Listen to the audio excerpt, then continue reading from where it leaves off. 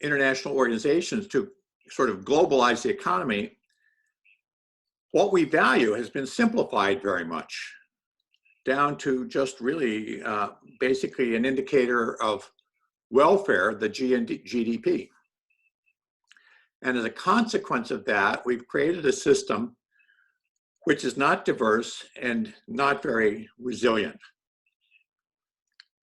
So now we need to see if we can reverse those trends, because as long as we keep a focus on GDP or any other single indicator of wealth, sustainable development and even the solution of the climate problem are completely impossible. So today, our goal is to discuss whether and how we can diversify our value space so that these new sources of happiness, which many of us are starting to get back in touch with, become normal rather than just extraordinary events. And I can't think of anybody better able to lay the foundation for that discussion than Sander, to whom I now turn. All right. Well, let me then first say hello to all of you. I've seen lots of names. I've seen some faces that I know, some faces that I don't know. It's a real pleasure to do this. It's the first time that I'm doing anything like this, because the actual physical book came out in the last days of 2019, and the print version will be dated 2020. And so all of this sort of was overtaken by the confinement exercise that we're all going through. So I'm going over now to my screen and show you a little bit of what my thinking is all about. Is that come across? Is the screen across? Yes, it is. Yep. Okay, good. So let me then first, oh, now what does this say? I need to move this way. All right.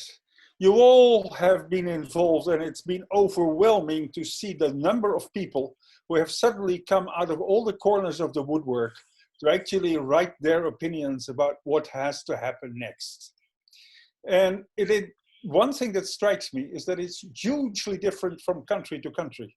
For example, France has in the press a lot more really forward-looking ideas than the United States, for example, or Britain. But we're not concerned with individual countries here. I just wanted to introduce this by pointing out some of the questions that are being raised.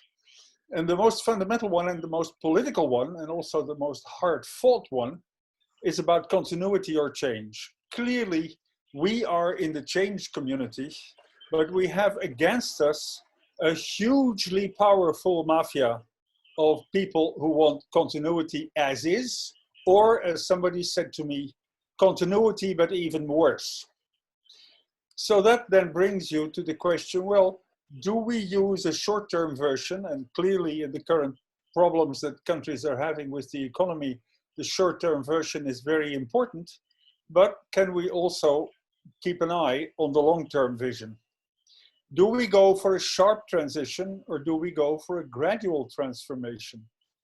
And then if you create a vision, do you create a vision extrapolating from the present situation, or do you create a vision that is not extrapolating, but is actually really a vision, and try and work towards that? So in all of that, those questions are raised, they're battled about, they're sort of tossed back and forth. But I think one of the very important aspects of the current debate is that it is fragmentary, that most people sort of stick to their own domain, and there's very few people who bring an overall vision. And that is why out of this book, I have chosen to take a historical perspective to make clear to you what I think has been happening over the last 10 years. Now, another aspect of the book that I can't get into in any detail is that in searching for an ultimate explanation of what has historically been happening, I have chosen the fact that it is information processing that creates our societies. Information itself is the only of the three main commodities that is not subject to the laws of conservation. And so it can actually be shared. And I think it is the sharing of information that shapes the way we think and do, and shapes our institutions and everything else. So that's sort of the part of the book that is the first 10 or 12 chapters. And so we're not going to go into that in detail, but there are some specific consequences of that perspective that I think are important. And the first that is that both the sustainability challenge and the COVID China challenge are actually not environmental challenges. And a lot of my sustainability colleagues, not yourselves, but others outside, still hang on to this idea that it's an environmental challenge, and it really isn't. Because what a society is all about is to actually allow its members to deal with the environmental conditions it's facing. And so what has basically been deficient in our societies, let's say at least our recent sort of trends, is that our information processing system is no longer able to deal with the environmental conditions that it is facing. And among those, and this is important, but I can't devote much attention to it, is the fact of unintended consequences. The fact that because our perception of our environment is very limited in the number of dimensions it has and can include, whereas our actions upon the environment confront that perception with an infinitely wider dimensionality, we always have unintended consequences, and those have to be taken into account, however difficult that is. If you look at it that way, then a tipping point is a temporary incapacity of a society's information processing to deal with dynamics in which it is involved. And that has been, for me, actually a very fundamental starting point in this whole debate, because it argues that what we need to change is actually our society's information processing. And when I say information processing, it's not just what the computers do, it is what our values are, what our organization is, everything that contributes to our interaction with ourselves and with our environments. And so if we want to really get sort of to some sort of a result, we have to learn from the events that have occurred and try and change our information processing in society along those lines. So let's go to the next one. And now I'm going to try and bring the core of my argument here. And it is what Dennis has already mentioned, this idea of the reduction of the dimensionality of what consists our lives, what consists our societies. And having worked myself in very different cultures, illiterate cultures, I can affirm that I think what is very interesting about those cultures is that they may have a very poor material culture, but have an incredibly rich, high-dimensional set of values that actually bring the society together. And I've simplified that by basically saying, to feel happy, members of a society need to meet two requirements, or rather, the society needs to meet two requirements for people to actually be happy. On the one hand, people have to be able to identify within the group to which they belong, the tribe or the group or the nation or the society in a different way. The class could also be the case. And the other is that they have to be able to distinguish themselves within that group. And I think that is one of the real weak points about the current situation. Because if the value space is very low dimensional, you can, okay, identify with the group, but it's almost impossible for each person in the group to find a way to distinguish themselves so that they also have an individual identity. And that is not possible, as I said, if the value space is low dimensional. And it is one of the ways in which I look at populism, nationalism, Black Lives Matter, and yellow vests, is simply that we have created a society that now has such low dimensionality to its value space that people increasingly feel unhappy of being part of such a low dimensional value space. Now, how did we get there? Well, we have, since the 16th century at least, and you can even go back a bit further, created a global society in which the wealth of the world was collected in Europe and in North America, creating the modern world system, as Immanuel Wallerstein has described in his multi-volume book in the 70s and 80s. And I think that is a very interesting perspective to take. But what is not always clear out of his work is that what it did to our society on the one hand, and on the other hand, what it did to these other societies from this dimensionality of information processing perspective. And so what I'm saying here is, in those 4 or 5 centuries in which first colonialism and then globalization happened, we have effectively aligned ourselves, our societies, around a very specific organization and set of material values. We've brought human, natural, and biological resources to the European continent and North America. We've geared all efforts to increasing the relative value of such materials within our society. So we have adapted our value systems to this way of thinking. And then at the same time, and almost inevitably, we have done the reverse. We have spread the alignment of these values, the way we think about those values, all over the world. And so an important element in that, and one that I cannot sufficiently emphasize, is the transition in the middle of the 1900s, spreading from Britain, but then going over very large parts of the world, in which there is a transition in the 2 roles of society and the economy. The economy in many developed, underdeveloped, or whatever you say it, many original Aboriginal cultures, the economy is simply a small part of thinking. And it is a mechanism to make people be able to exchange objects, or to give objects, actually. That's another possibility. And it created a system, when that transition happened, in which the economy became the driver of society.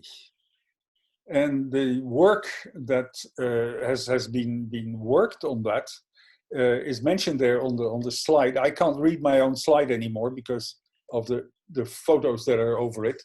But it is very, very clear that at that moment, the whole of Western sort of complex of societies went in a different direction.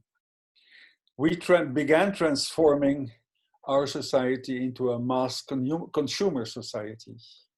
We created and maintained within our societies a huge wealth discrepancy, much more than you find in many Aboriginal societies. We developed particularly dedicated, very sophisticated institutions and technologies to further that. And part of the justification was spreading wealth through a trickle-down system. Well, that trickle-down, and I think you're all aware of that, is not being very, very effective. Let's keep it at that. And I'll go to the next slide. What has it done over the world? And I have here tried to synthesize in 4 different phases what I think has been the main thrust. We began with a very exploratory colonialism. We created some trade places in different parts of the world: South Africa, Hong Kong, a number of places like that. But that is all.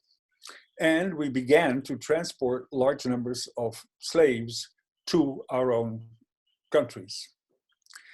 Then things began to change from the 1800s, in part because of the break that the Napoleonic era created in Europe.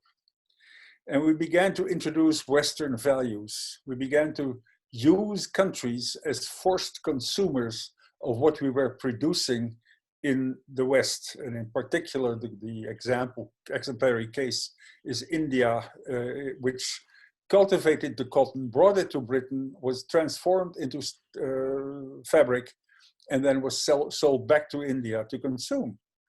But at the same time, it's from that moment on that we start really creating plantations in many of those places, that we started mining, that we started creating administrations in a number of those colonies. So it became a kind of colonialism that was much more multidimensional, but where many of those dimensions were used to extract wealth for Europe and the United States or North America.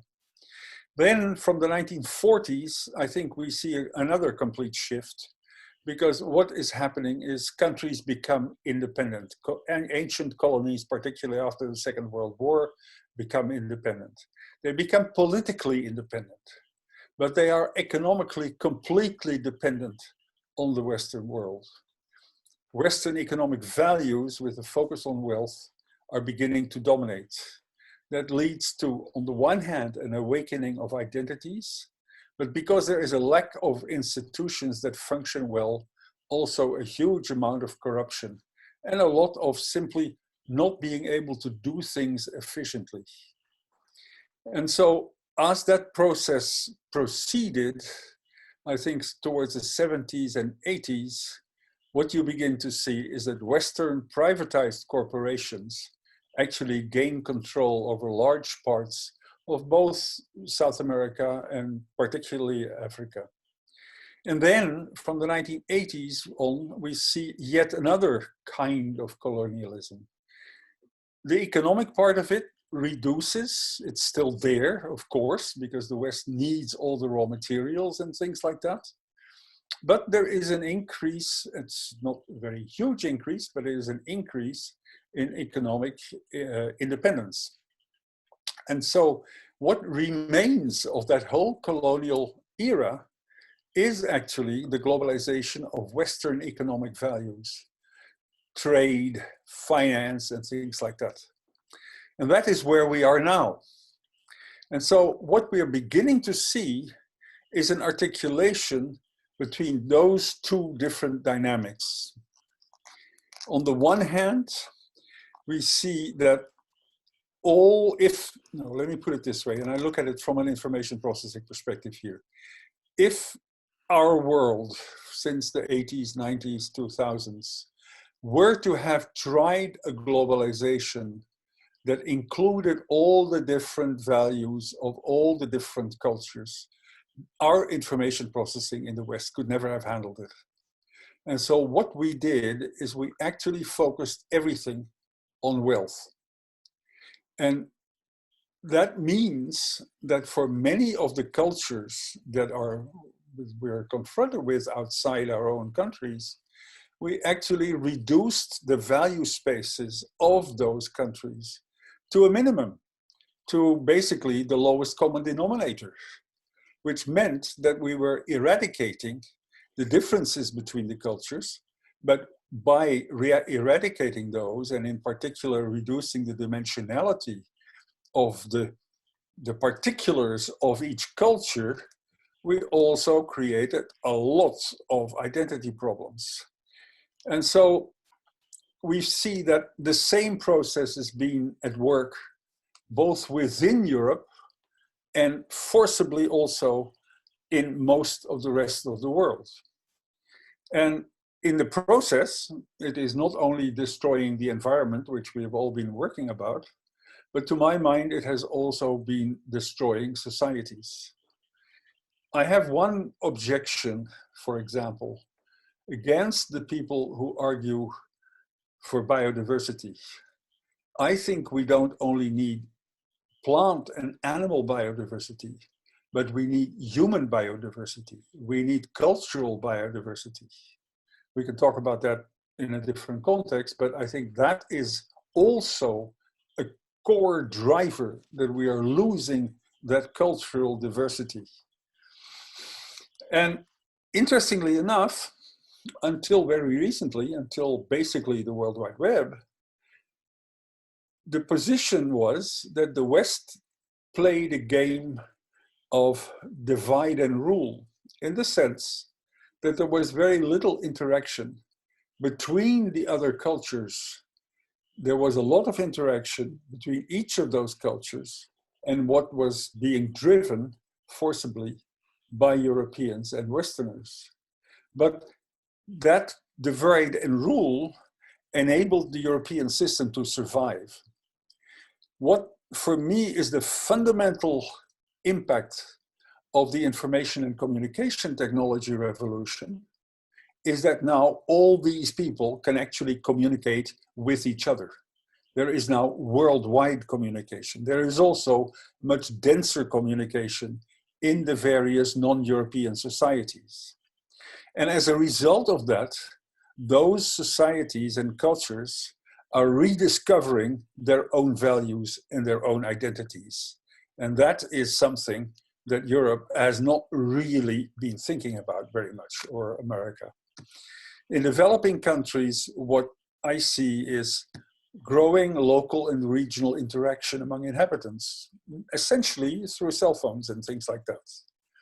There is now a degree of technical innovation that is independent of the West. Microcredit, phone banking, and you can mention a whole bunch of other things like that. All of that, I think, is beginning to create and generate a much greater degree of self-confidence in the values of those different cultures. And I shouldn't here only talk about cultures outside Western Europe and America, also within Western Europe and America. That is, I think, where a lot of the sort of friction that is now happening is actually emerging, because those communities too are beginning to see how the others are doing. They're beginning to gain confidence by communicating among themselves. That is what you see right now in the States in a very major way, and here in France, much the same. So they begin to shed Western colonization values. And those colonization values, basically, for a lot of the real colonial period, were the idea of manifest destiny for the Europeans, the fact that we would be civilizing other societies. Religion, missionaries played a major role in all of that. So what is happening, I think, in developing countries is breaking out of the wealth-focused straitjacket, because those people still have a remainder of the other values that in the West have essentially been eroded away over the last two and a half centuries. So what is beginning to happen is that an unhappiness to live in that kind of an oversimplified, money-focused world is basically creating lots of unhappiness and protest among populations. And so new dimensions are demanding attention. They need to refocus as we need to refocus. So what is basically emerging, and what I see as the main conflict, which is, I don't know whether it's worse or what it does in relation to sustainability, but I see as a very, very major front line coming up in the next 50 years, that there is going to be an identity confrontation. An identity confrontation, as you're seeing right now in a place like the United States, but also, for example, the conflict between IS in the Middle East and the sort of societies that were created by the West in that part of the world. And for me, that is a huge tsunami that I think is actually going to flood our system. It is sort of, you can see it to some extent, and some people do, as a payback for the colonial period. And I don't think we're going to escape that. And so let's go to the next slide.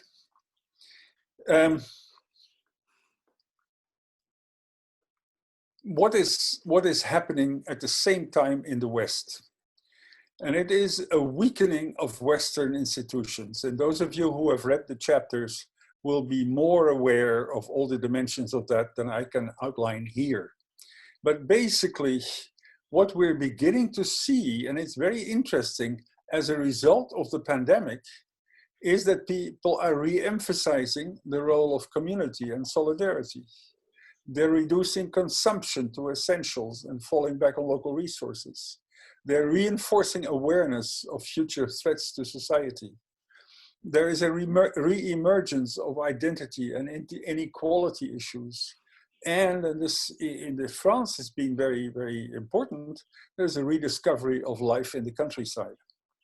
At the same time, in politics, we see that destruction of institutions that is counterbalancing, or that is sort of working in an equilibrium state with these positive social and economic effects that are essentially very small scale.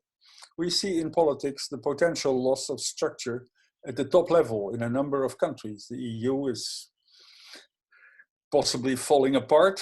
In the US, you see a rebalance of the power between the federal and the state governments.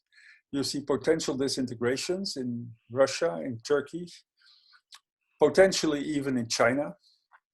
We see a loss of territorial integrity due to information technology, helping certain people in other countries gain the elections by helping sending out fake news, for example.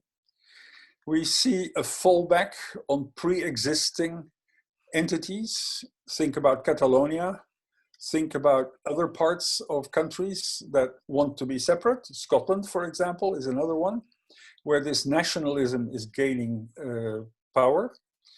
And we see, and that is also in many of the democracies a case, the breakdown of traditional political parties. Essentially, because political parties served to link particular politicians to their bases. And that is becoming less and less necessary because of information technology. The other thing that we begin to see in politics, of course, is this huge difference in social cohesion because of the wealth dynamic that is going on everywhere. So with that, we go on to the next slide. And these are 4 different ways in which I think one can look at sustainability after, but also before the actual COVID dynamic. On the one hand, there is a need for degrowth. It was very interesting to read in an interview that one of the top American financiers is now saying that degrowth is the only game that is still really viable. Reducing resource use, pollution, increasing biodiversity, maybe restoring the environment, increasing health and favor sustainability. But from a social perspective, we come with a very different dimension to the problem that we have. And it is that we have accumulated too much wealth in too few places, and that we need to start spreading wealth in a very major way. We can't keep on going without, I call it here an upheaval, but my wife would call it a revolution, and I think that's probably quite right. So what we do need is a major wealth flow inversion. We need to spread wealth rather than concentrate wealth. From an identity perspective, I think what is happening is a return to polycentricity. What the work of Elinor Ostrom has shown very clearly that smaller groups are much easier in making decisions. That is logical because they're more limited in population.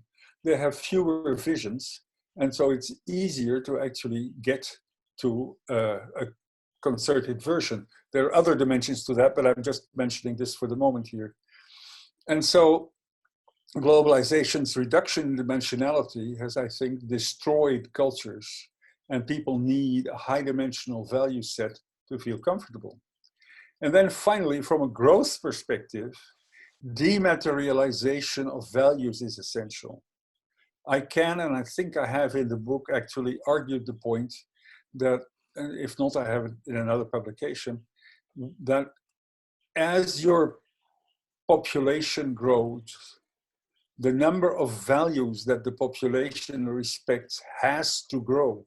Otherwise, the population and the society cannot stay coherent.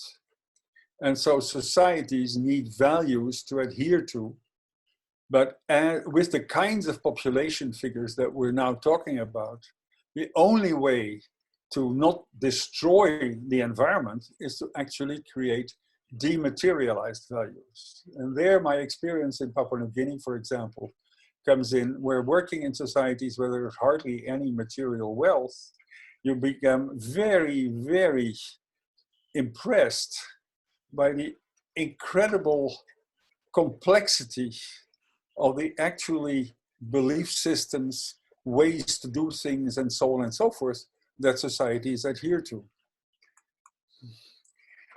Finally, just a few constraints that I think we need to take into account. There's always a number of our colleagues who actually see a computer running the whole world, and I absolutely don't believe that that is going to be possible, because unintended consequences will always exceed whatever central information processing capacity you have. I also would argue that some of us argue for a very rapid, complete transition. And I don't think that's possible. We're dealing with a past-dependent development that has been going on for about 6 centuries. And we can't turn that upside down in such a short time that we actually have to avoid all the other disasters. And then finally, a very important part is that systems like that, alternative systems, cannot be imposed top-down. They grow bottom-up. History shows that, other kinds of societies show it. We cannot durably achieve a harmonious society by creating it top-down. It is a long process of growth, of alignment and institutions and values. So those are some of the constraints. And then we get to thinking about, well, what can we do? And here I had a long discussion with Gary Dirks, one of my colleagues at Arizona. And out of that came some of these sorts of things. Education is, I think, the most important element of all of that. It is also the most backward. I have this wonderful slide of a 14th century classroom where the guys in the back are sleeping like they do now, where nobody is seriously listening. We haven't really changed our education. We need to do that in many different ways, content-wise, presentation-wise. The interesting thing about that is distance learning that is now emerging, and so on and so forth. But there are other things. Scientists have systematically favored scientific arguments. In the end, I would argue that scientific argument is not particularly determinant of how societies decide to go. The systemic dynamics of a large population are essentially what decides how a system evolves. Scientists have been too arrogant. They can help by being citizens first and scientists second, which is another big debate within the science community, things like that. And clearly what we need to de-escalate the rhetoric, which is in the States, but also in parts of Europe, becoming very, very passionate and not particularly constructive. So we need to listen, we need to embrace respect, disagreement, and compromise. Then we need to sort of get rid, one way or other, of those kinds of partisan arguments that are now poisoning politics in many places. And in order to do that, we need to create a systemic perspective rather than a personal one. I'm really struck by the degree to which here in France, for example, people are blaming other people for a situation that is a systemic situation. And the blaming makes no sense whatsoever. We were all surprised that this happened. And so everything was deficient and we're trying the best that we can. But it also means to reimagine the purpose and procedures of key public institutions. So in summarizing it all, I would say, what is the core focus of that education is learning from the past, about the present, and for the future. And science has played a very strange role in that, because ever since the foundation of the Royal Society, scientists, in order to have a career, had to prove what they said. Well, you cannot prove anything for the future. And so most of our science has focused on the relationship between the past and the present. And that, I think, is something that we have to do something about and try and do better. There are discussions that we can have about how to do that, but nevertheless. One of the really important elements here, and one of the most difficult ones to tackle, is language.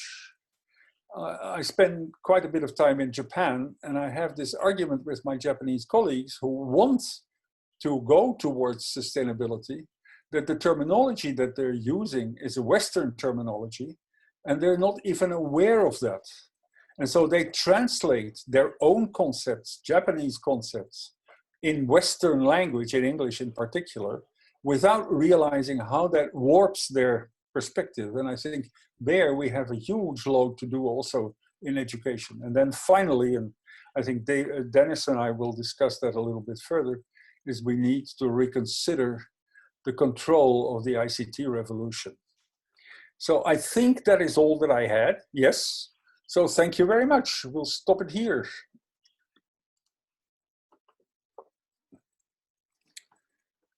So, do you hear me? Yeah. So thank you, Sander. I always appreciate your ideas. They help me to understand the current moment in the context of a centuries-long development. I know many people listening have questions. I'll start with just a couple. Your last slide lists 10 ways to start, but they're quite general. You mentioned that we need to work bottom up. What would be a couple of concrete things some of the Balaton Group members could do in their own community along the lines of that last slide? Okay. I think first of all, and that I've deliberately not mentioned that after I got a sense of your comments, they've got to find other ways to feel happy. I think that is one of the real lessons of this COVID epidemic, that there are ways to feel much happier than when you are involved in the normal way in which our, let's say, old civilization was working. And then as a part of that, I think the second thing that is absolutely fundamental, and that is beginning to emerge in things like the transition towns and other movements, and that is people need to re-engage with their local politics, their local decision-making. They need to get re-involved. We have, over the past 50, 70 years, I don't know, basically being so lazy because we got more and more wealth that we have in many ways delegated our steering of our societies by simply going to vote every once in a while. And I think one of the real problems there is that we need to actually activate our politics. So those are two things that for me, I think are linked and together would form a very good way forward. Thank you. Maybe I make those two topics a subject for one of our future In Contact newsletters. That would be fantastic. So you mentioned the forces that are driving ICT and some of its good potential outcomes. But at least in my country, the main drivers for the new technologies aren't trying to make me happy. They're trying to make themselves happy with bigger profits, bigger sales, more control. Yeah, what can we do to oppose the negative influences behind ICT? Okay, if I go back a little bit in history, but only till the early 80s, I would argue that the conjunction of efforts between Margaret Thatcher and Ronald Reagan have created the conditions by which this whole system could emerge. And generally, when you have a system and there is an invasive element in it, at least in the beginning, that invasive element wins. And that is what we've seen also with the COVID.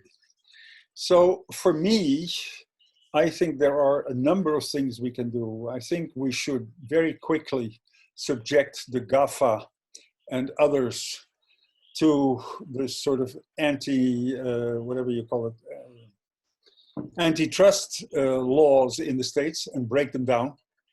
I think that is a really important part. I think Europe has done a weak, but nevertheless a direction going in the right direction in creating some of the private laws that are now necessary for people worldwide to begin to submit to if they're wanting to have access to our data. I think one of the things that governments, and probably governments except for the secret services in the States and China, have actually done is that they let it go. Just like they, after 1980, they let the financial system go by stopping the regulation or reducing the regulation very, very strongly. And I think the balance between the private and the public here is absolutely essential. And we have given up a lot of that counterbalancing capability. And I think that is one of the worst things about the current situation. Thank you. Now on a somewhat sort of more general topic, you mentioned that degrowth seems to be necessary for a sustainability perspective. And you mentioned resource use and environmental pollution. What are your thoughts about the level of population? Well, that's a very complicated issue. And I'll try and be short about that. But in my own experience, one of the most shocking moments was in 2008 when I organized one of the IHDP conferences. And we had made demography as a central theme. And we could get neither speakers nor listeners for that topic. It is a holy cow in Western society. Now, one of the things that I also want to say is that there are those people who focus it all on population reduction. They do not take into account that the ICT system, technology in general, resource use, all these things have together created the opportunity for the population to grow as it is growing. And so I have become increasingly leery of taking population growth as sort of the driving dynamic behind what is going on. And that is why, for me, the information angle is a more relevant angle, or I don't know if it's more relevant, but it's a different angle. And I feel that simply looking at population numbers is not going to do it. We need to take away some of the things that enable the population growth, because without that, we will never get there. But I do believe that the population is way out of line. But then what do you do about it once it exists? I think there are moral questions here and value questions here, which it's very interesting that the Western world, with its particular sort of Christian, Judeo-Christian ethic, has been pushing population growth as a very strong sort of holy cow. And I would argue that if we had had other cultures that were dominating our society, we might have had a very different attitude to population growth. So thank you very much. Now I'd like to turn it back to Julian so that we can find out what questions other people have. Okay, thank you very much, Dennis, for those questions. Sander, thank you too. What we're going to do first is, as we do in our Ballotime group meetings, just have 5 minutes of buzz. And so in just a moment, I'm going to just randomly put you into small groups for just 5 minutes to just reflect a little bit on what you heard and what kind of questions. So while we're doing this, Jan is going to meet with Dennis and Sander, and he's going to walk through the questions that you've sent in already. So when we get back, we'll let Sander have a few minutes on those, and then we'll start to take hands and let people ask questions back and forth. So right now I'm going to launch breakout groups, just 5 minutes for a little buzz. Okay. You'll go there automatically.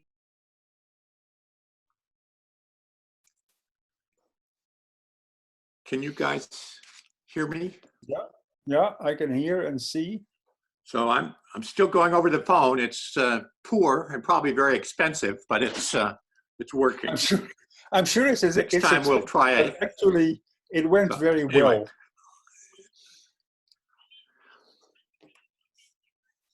Jan? Hi. I just unmuted myself. So I've put about 8, 9 questions on. Wow. Can you hear me? Yeah. Great. I put 8 or 9 questions on a Word doc, and I'm about to share the screen with you so that Okay. you can see what has come through. Can you see that? Yeah, but it's rather small to read at a distance. Okay, so I will increase the size. Yeah, please. Is that better? A little, yeah. A little better. Okay, more? Yeah, that's much better. That's okay. All right.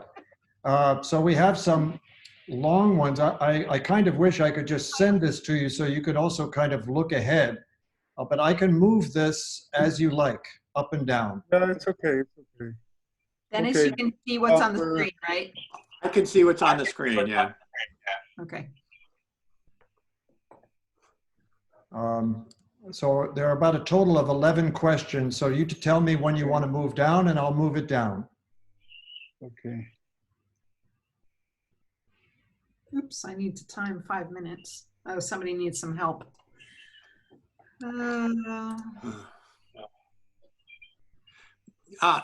Could I suggest, Jan, that you kind of slowly scan down the list so we can get an initial impression for the extent that's of a good the idea. overlap, and then Sure. come back and consider them in detail. Okay, Sure, go ahead. I'm coming down to the next 3 or 4. Okay.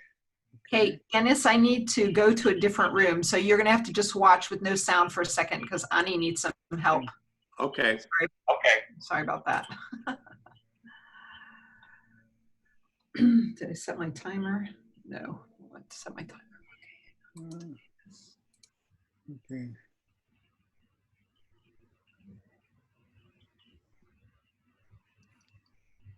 Okay. Okay.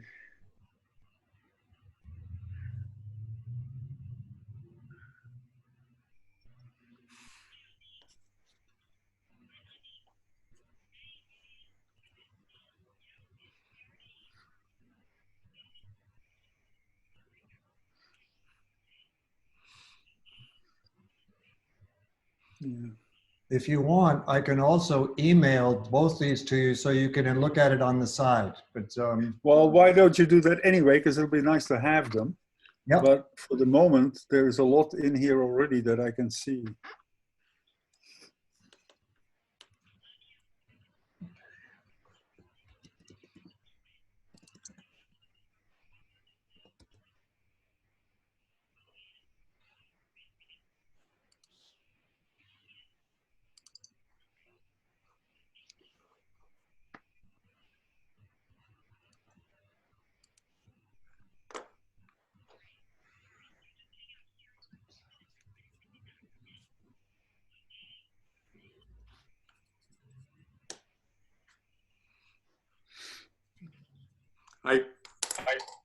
Okay. Okay. So Dennis is back. Okay. Do you have anything you need to say? I need to close the breakout groups here in just a minute. Oh, so. you can. We'll just take some of those questions. Okay, so I'll give the floor to you first, Sander, and then I'm gonna just briefly, I know it's hard, there's so many Okay. questions, but then we can ask, and actually if you want, you can ask them to repeat their question so we can hear Yeah, their. but I think it's all right. Jan has done a fantastic job putting them in writing. So, Okay, great. but All can right, you move up to the beginning, Jan? I'm gonna go back and I'm gonna, Yeah, thank you, thank you.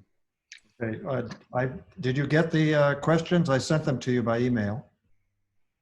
I will check that in a moment. I'm Okay. staying with the ones on the screen for the moment, and that's quite okay. All right.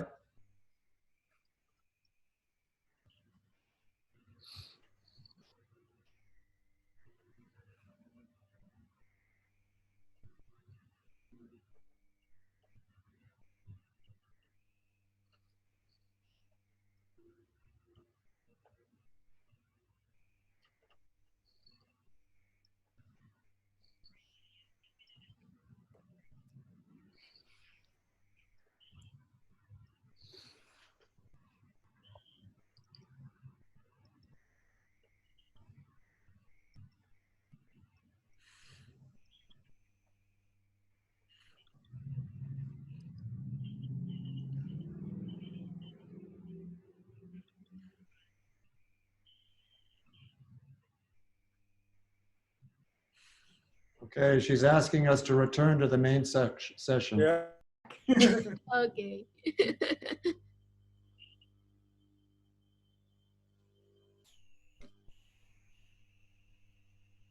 all right, Sandy, you're back. This person.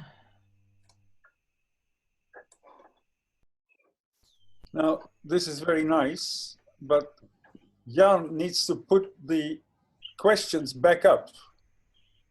Okay, well, Jan can share his screen. Can you share the screen again? Because otherwise it's going to be very difficult. Sure. Jan, are you there? I'd say graag gedaan. Jan, I'm gonna ask you to share your screen with the questions. Coming up. All right. Thank you. Here come everybody.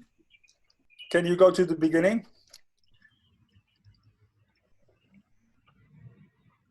Welcome back, everyone.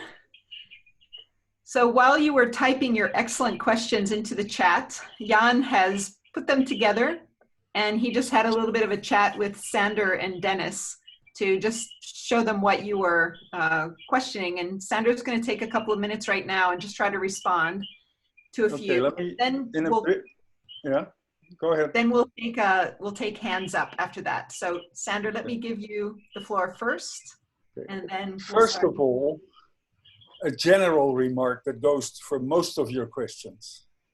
The future is an experiment. There will be many different ways to tackle each and every one of the issues that you're actually referring to. And it is absolutely impossible at this point to point out one or two that will work, because they will be different in every place. One of the biggest problems that we've had with the whole climate change thing has been that the UN thought that we could solve it for the world, not taking into account that we have 180 different economies, but only thinking about the gas that spreads. We will have experiments everywhere, and we will be going, in my mind, through a phase of relative chaos that might last several decades. But that's my pessimist view. I also have a more optimistic one. But anyway, so power. Clearly, I have not mentioned power in the sort of traditional way, but I have very much tried to argue, and I've mentioned at one point in my presentation, that we were up against a very, very powerful lobby that wants to reconstitute what is already there. I think that is one of the reasons why I think people individually should re-engage politically. I think it is really important to do that, because it's only through that kind of protestation, as you see right now in the US, that we can actually make any changes at all.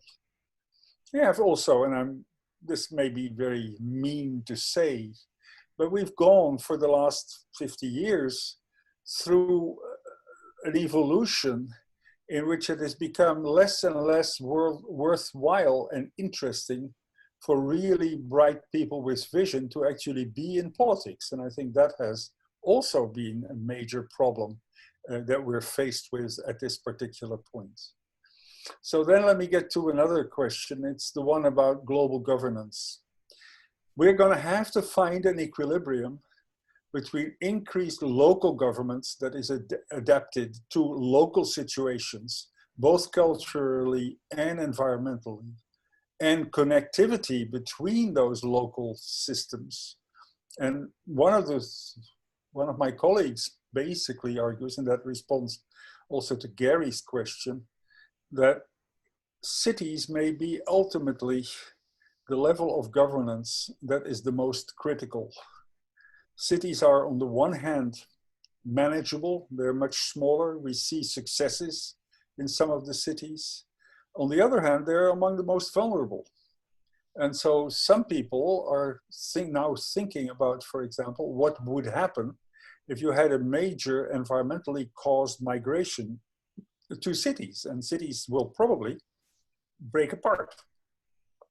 People will move out of cities. One of the interesting things here at the beginning of the COVID was the huge number of people who left Paris the night before confinement was actually imposed. I think cities are very, very vulnerable and at the same time very critical to how the future is going to evolve. So then we have favoring citizen argument over scientific argument. I basically think scientists have sort of thought that they could solve the world's problems, and I think that's not true and it won't happen. I think scientists can help think about them, but in order to do so, scientists have to change their attitude. There is still a very strong attitude in science about having only a totally balanced opinion about things. And that, of course, is sort of strange. If you see two trains running into each other, there is a reason for actually sounding the alarm and doing something about it. And so for me, I believe a lot of science needs to become much more politically engaged than it actually is. So that, to me, would mean that scientific argument would play a different role. It would effectively help and reinforce political and citizen argument rather than sort of almost top-down trying to impose a particular way of looking at things. But that's sort of me only. Now, the high value spaces. I would argue that you have to strike the right kind of sort of balance in the dimensionality of the value spaces. I think simply that right now we have gone down to too few and we need to get many more. I'm not arguing that we should drive that to an extreme so that we actually get excessive individualism, as you argue, Simon. I think Gary and I will have to have other talks about urbanism, but I will send him something that sort of summarizes my opinions about urbanism and the vulnerability of urbanism. And then conceptualized value space. No, you can't estimate it, but you can look at sort of the number of different dimensions in which people in a society manifest themselves. And we have sort of reduced that is my main argument, that right now, things like leisure activities, things like music, theater, and so on and so forth, have been pushed back into a confined space and have not been able to get out of that space and become more important for everybody. And I think that is what I think, but clearly the concept of value space is a completely abstract thing, and moreover, it's not something that I've ever tried to work with in that sense. Okay, Dematerialization.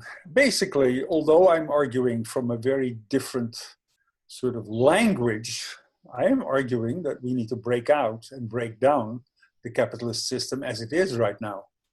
And so that, to me, is why I think the dematerialization is really, really important.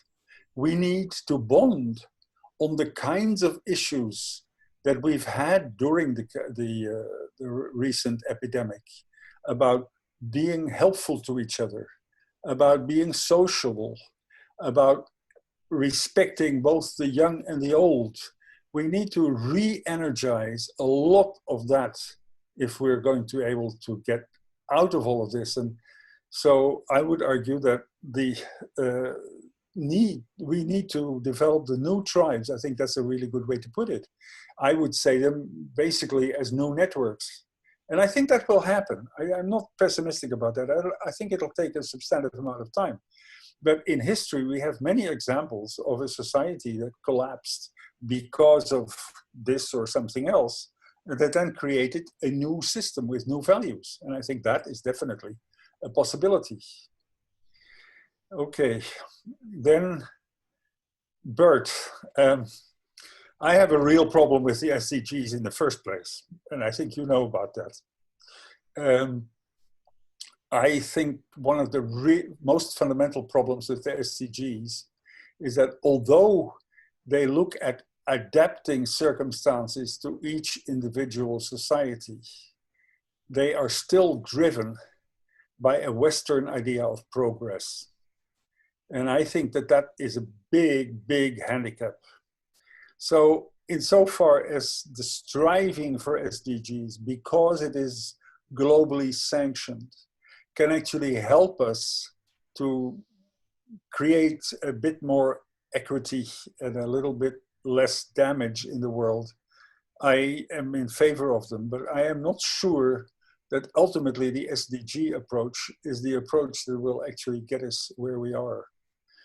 And then the second one, I have not read Friction yet. It's on my list. I've actually got it on my computer, but I haven't managed to do that yet. It's really, really important, and I will definitely read that. And going beyond modernity, I'm not sure I like the terminology. I think I know what you mean by it, and I think there I agree with you very much, but I'm not sure that I would call it beyond modernity. I have a little bit of a twist with what's his name, the French philosopher's book, We've Never Been Really Modern. And so modernity for me is not the right word to be using on this. Yeah, and Marta, yeah, I agree very much with what you're actually saying. I think that's eminently the way to go. And then the value dimensions. Well, sort of, how much of a role do you accord to religion? How much a role do you accord to somebody being helpful in his own society rather than simply how much money they have? I mean, this is an anecdote that is not really for public consumption, but at one point I was charged with finding an alternative for the provost in Arizona. And I then interviewed the provost, and his main reaction was, I've done well, I've made so much money. He didn't really talk about any of the other things that he'd done. And that is the sort of thing that I'm talking about. Value dimensions in our culture is so tied to income, to wealth. There also, I'm struck, I recently saw figures for France, where you're considered wealthy if you have what is the average salary for a secretary in the United States. But nevertheless, the progression is there. And so we need to really not necessarily create a common value system, but we need a much more diversified value system. All right, that's what I've had in front of me. Anything else is fine, but it's up to you. All right, thank you so much, Sander. So those were great questions. Thank you all for writing those in. And we want to have some time to just hear from people. So if anybody would like to ask another question, please use the little hand raised. I won't be able to see you if you raise your physical hand because we're pages and pages of people. But if you can find the little hand raise function, I'd be happy to give you the floor, let you make a comment. They don't have to be questions. You might have something to contribute. We had a couple people write in some other resources that could be useful. So if you see where the Jillian, hand may raise I? Yep. So Jillian, may I make a quick comment? absolutely, Yeah. Dennis, go ahead. I like Tom Fitteman's question very much because we do face global problems like climate change that require action across nations. And Sander makes the point, we need to be more diverse within nations. How to do that? I find the global postal union to be an interesting example. We don't tell Germany how much to charge for stamps, but we do like to send mail to them. Yep. And so the postal union has adopted a set of standards at the boundary. Yep. And if you want to participate in the whole, you have to observe the standards. Yep. But you don't have to fit your own system inside to the standards of everybody else. No, I think that's a very, very good example. I hadn't thought of that, but you're absolutely right. That is the kind of creating entities that are coherent internally and maintaining contact and negotiability between those entities. I think that is where we need to be going. Thank you. So I had Miklos, I saw you wave like this, and Anita also raised her hand. So let me, Miklos, why don't you start and we'll go to you after that, Anita. Yeah, the question is if we go behind the figures, basically on the whole world, this epidemic took approximately 500,000 death tolls, if I am right, Yeah. at the end of the year or something like that. This year in 2020, the approximate number of people dying is approximately 55 million people. Yeah. So if we are considering this is about 1% of the total number of people who died this year. But if we are considering this is just a very tiny joke, this whole virus epidemic, which was perhaps overreacted by the societies. But if at the same time, we have a look at the figures of birth. In the same year, we have 135 million births on Earth this year, which means by the end of the year, we are having virus epidemic or not, approximately 80 million more people living on Earth than 2019. So basically just going back to this population problem and how important you consider it, which I completely agree. How could you feel, how could the epidemic change anything on this regard, how the decision makers consider population issues? I don't think the epidemic will change anything. I think the only way to change this is to do a very major worldwide campaign to make people aware of the problem and to actually get into an ethic of reducing population numbers. I don't believe in any power. The Chinese have tried it, the Indians have tried it, to actually do this drastically by any kind of government or other measure. I don't see that at all. But I also am very skeptical about this prediction that if we grow wealth, population numbers will decrease because the net effect will actually be exactly the same. And so for me, again, bottom up is the way to go about things like this. I think there will be all kinds of, constraints emerging over the next 40, 50 years. To mention a very interesting one, which was in the news here in France today, is that the French army has decided it has to re-prepare for large-scale land wars. There are all kinds of things that I think are in the future. And I don't believe necessarily all of them or agree with all of them. But I do believe that one thing where we can really contribute is through the education system, trying to get people to understand something about individuals' footprint and the fact that people should not be exceeding their individual footprint. Thank But you. it's a question of education. I don't see any drastic solution like that. Mhm. Thank you, Sander, and thanks for that question. Anita, why don't you go next? Thanks, Sander, for this really interesting presentation. Can I'm you intrigued speak up a by- bit? Sure, yeah, I can try. Yeah. Yeah, I'm intrigued by the idea of kind of expanding our idea of biodiversity to include human and cultural diversity. Yeah. And I just wondered, you know, how do you think societies can actually move toward that? And what would it actually take to overcome the current kind of entrenchedness of Western science and its dominance, particularly in this time of like rapid and powerful ICT acceleration and innovation? Mhm. Okay, let me begin with how I got to this idea of cultural diversity.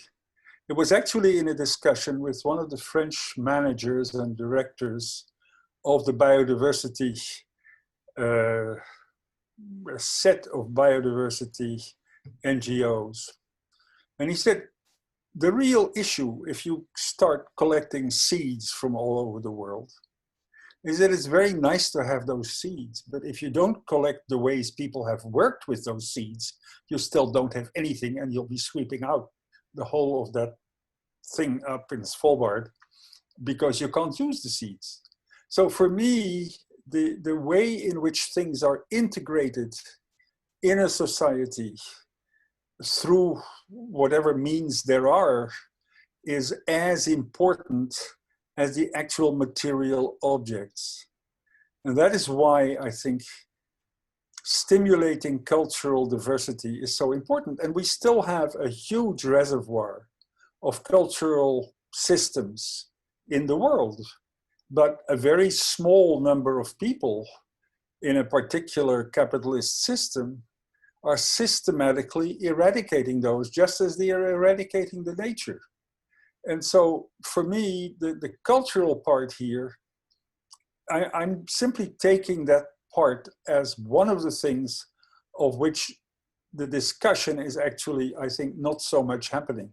And I would like to see people to be much more aware of the importance of that cultural diversity. Now, part of that is simply because I have been lucky enough in my life to travel to very many different places and to live with very many different people. But I think it is something that most people are not aware of. We have a degree of tourism that is basically looking at stones and looking at beaches and things like that.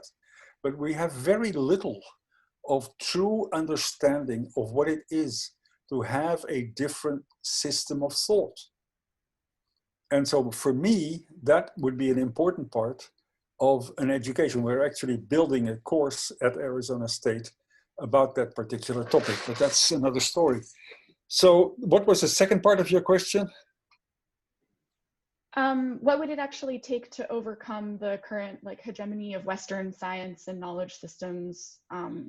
Okay, well, To do as a that. historian, I am not very sort of at ease with one culture to overcome another. I think most cultures sort of do themselves in. And I think that that process has started. And that is what the end of my talk was all about, and what I see now in the country, in the United States, because of the police actions, also here in France and in Britain. But I think we are past the point where that system was really all powerful. If I listen to people in finance, for example, you get clearly the idea that also those people are beginning to realize that they can't keep going like this. I think their we need to work in the right direction, but there is no immediate way to actually transform all of that or go against the power. I almost see, and in an article that I'm currently writing, I took a quote from a French anthropologist who basically said, "Are humans the new virus?" And I think that is true in the interesting sense that most viruses, after a while, as they spread further and further, they become less disruptive. They become part of what is happening. And I think that is what has happened. But that may also mean that if we think to the next stage, we actually have much less of a drive to ruin things. I think that is what we're seeing inside. Okay. So we're about, sorry, Sander, didn't mean to interrupt. Yeah, go ahead. We're about at time now, and a couple people are jumping off. That's no problem. But if those of you who are still here, I want to take Laszlo's question. If you're happy to hang on with us, Sander, can you stay? Sure. And Dennis? Yeah, okay. Sure. I have time, no problem. All right, we'll take a couple more questions. Laszlo, why don't you go ahead? Okay, thank you, Sander, for an exciting talk again. You referred a couple of times in your talk to the notion of identity. Yeah. And that is a concept that I find doesn't appear frequently in conversations about sustainability, and which I think is a gap. And I would be interested in your further thoughts about this. And I'll keep it very short. But I think one of the main questions in my mind is that as the current crisis brought about maybe a start of a decentralization, as you and I think Bert referred to that as one sort of side effects. That decentralization also has implications for how people construct themselves and how communities construct themselves, and which has extremely important and powerful positive effects in terms of relating to place and constructing ourselves. On the other hand, it can also lead to fragmentation of our view of the whole. So we know, and that we sort of that spectrum spreads around both in political science and in realpolitik and how we see this. So how do you see balancing? How do you see the balancing from the perspective of identity? To me, that seems to be a quite important question, and it also relates a little bit back to the question of diversity, and in the sense that Anita talked about. Mm-hmm. Look, I think that is part of where experimentation will find its balance, and it will always be a dynamic balance. There will always be tendencies for more restrictive identity and tendencies for the reverse, because we are open systems as individuals and as societies. And so our ideas about identity fluctuate with the networks in which we actually are. I'll give you my own life as an example. When once I got out of Holland, I was very, very heavily involved for a long time in the creation of Europe on a scientific level. And that ultimately didn't work. And so that also changed consciousness in me. And I begin to see how that was overdoing it in a kind of optimism that had been created, I think, by the Second World War, and how that is now, for the next generation, actually no longer a very valuable sort of way to go. So I think those are the kinds of dynamic equilibria that will be different in each place. You can also, in that sense, for example, look at sort of China, which is a really interesting case of not really a nation, but an empire, and which is only managing to sort of keep its act together by having huge freedom in its different provinces, and at the same time having a party that sort of unites that. And so it has a balance by having a double structure. And I don't know how that would work in other places, but it is definitely something that is not so different from the system in the US between the federal and the state powers. And I think you need both. And in the dynamic, you will find there are phases in which the identity becomes more important and more restrictive, and phases where it actually, you try and do the reverse. If we look at the 1910-20 sort of period, and I recently saw a television program about trying to impose passports in those days, you get a sense that there was an earlier phase of European globalization, I would call it, that then collapsed. You can say the same about the Roman Empire. Okay? Okay. Anupam. Okay, thank you. So I have Anupam and Ulrich, but just before, I'm going to, because some people are starting to go off, and I just wanted to say a couple of words. It would be wonderful to take this conversation also onto the listserv. So if people have great resources to share or other things, please feel free to do that. I'm sure that Sander and Dennis would be happy to Sure. answer questions. Also, I wanted to say that Jan Zenzimir has been recording this. And so we had a number of colleagues who said that they weren't able to attend. And even for those of you who are here, we're going to post the link for the recording on the listserv as well. So you'll be able to Thank go you. back and listen to that again.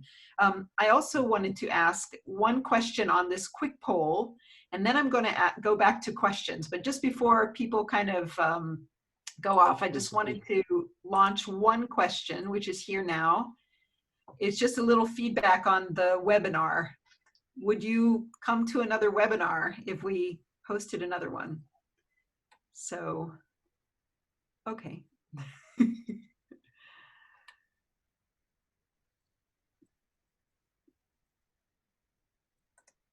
Okay, so just to show you there quickly what people were saying, and excellent. All right. Oh, that's good. Yeah, that's good. That's good to know. So anyways, I'll go to the questions now, and then Dennis, at the very end, after the questions, I wonder if you'd be happy just to say a couple of words in conclusion, since you and Sander together were our kind of speakers for this. So let me now go to Anupam, and then I'll ask Ulrich for his question. Yeah, first, thank you for this immensely insightful and thought-provocative overview of where we have come. What you really made me think about when you describe colonialism is how it has evolved into really making our society into becoming an exploitative system. And we have somehow excelled at it. And as we have moved to the information age, and you describe this information colonialism, which is actually being able to exploit without being physically being at the place where you are exploiting. Exactly. And Exactly. in some ways, if we were to contrast this with a symbiotic system, how would you see the creation of symbiotic systems which probably need to replace the exploitative systems which seem to be the root cause of many of the problems that we face on a global scale? Yeah, I have some thoughts about it. I'm not sure I can answer your question. I think the sort of symbiotic systems, they are part of a particular stretch of the trajectory that is ahead of us. Because I feel that very often, if you create symbiotic systems and it works for a while, ultimately that too starts to become a power battle. I think there we have to fight with our own nature and with our own way of thinking and doing things. And so I am not very idealistic about that. look, we have run this whole sort of globalization thing. Mutatis mutandis about the same as the Romans or the Persians or the Indians or the Chinese did in the past. And in each case, there has been an internal dynamic that has actually made, for a time, the kind of symbiosis that you're talking about possible, and then ultimately eroded it away again. And so I see this very much as a sort of a long-term dynamic, and I can't give you any sense of how to do it. I think to begin with, if we want to create it at this particular point, I think it is essentially a question of having respect for the other and actually seeing the win-win situations that you can sort of perceive. And I have worked in a win-win project for Europe in recent years, and there clearly are such situations. But it is true that the sort of way in which our politics have been poisoned, I would say, it has become much less easy, except on a scale that stays below the radar of everybody, to implement these kinds of things. Thank you. Thank you. So I'll take the last question, which is Ulrich, and then Dennis, I'll maybe invite you to say a couple of words, and then we'll thank Sander. And Okay. You're on mute, Ulrich. You need to unmute yourself. Thank you very much, Sander. That was a most inspiring webinar as a whole, and your input is fantastic. I've downloaded the book, I've started reading it, and I will probably communicate. I just want to Definitely, throw in, that would be nice. I want to throw in one other important author who's never quoted. The predecessor of Fritz Schumacher was Leopold Kohl, who emigrated from Austria to Wales before the war, and wrote The Decline of Nations, which essentially says big is ugly. And he has many of the arguments that you've just put in your book and your talk. And I wondered what you think of its ancient work. It's very predictive, I think, of where we are now. And I'm much inspired, but it's long ago. I think he wrote in 1944 or something like that. Well, I haven't read it. I'm sure that from what your description, that it is something I would in very many ways agree with. And there are, of course, lots of predecessors to what I've actually done. I started, I mean, look, I'm not sure you guys know, but I'm originally an archaeologist and a medieval historian. And then in 1995, I decided I was going to work on sustainability after having done some of that work. But my theoretical background modified, and basically I have tackled this whole book from a complex systems perspective after having worked with the Santa Fe Institute for a number of years. And so as part of that, I have chosen a particular line of argument, but I am only very, very happy to learn that there have been others. It's not a question there. And so I will try and get it. I note it down. And so let's see where we can actually at some point communicate about that. That would be wonderful.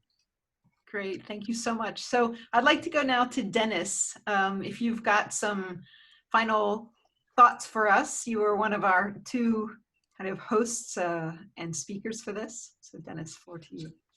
So thank you. So Julian, first of all, thanks a lot for moderating a really excellent, efficient session.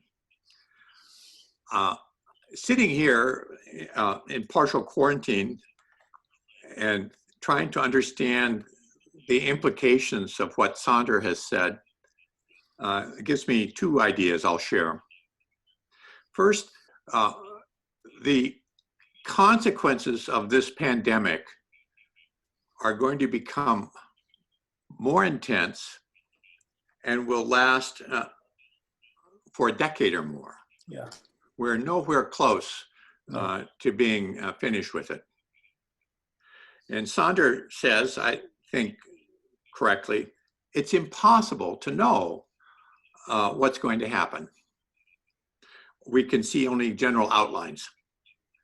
But I just want to thank him very much. He's given us a lens, a new way of kind of looking at the developments and trying to understand them. And I appreciate that very much. Thank you. Thank you for organizing this. This sort of hit me out of the clear blue sky.